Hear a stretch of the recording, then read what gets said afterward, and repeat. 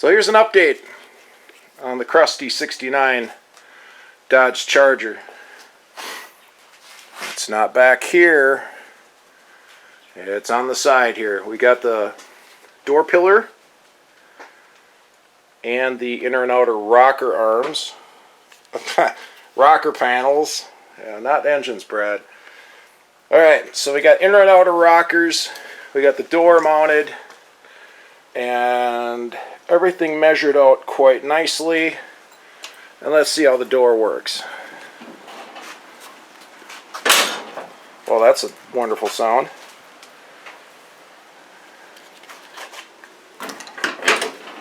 Beautiful. Door opens and shuts nice. Nice even door gap. Even up here. I say we're good to go. Yeah, this is pretty sweet. The AMD stuff fit pretty good. I was very glad to be to this point. So we can go move to side 2. Now I left the hump in the floor when I did this just to make it more rigid and to keep things straight and square.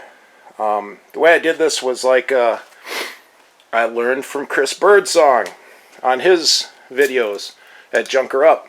Level, level, level. So we level the front of the car. You level it on the jack stands on the frame there. We level it on the jack stands on the frame back here. And make sure your package tray is level.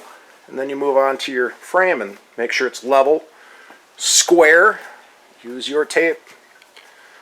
And I believe this stuff can be done right off a decent garage floor like this. So, alright, well, this is it for now. Yeah, this is the first update of the rocker panel replacement.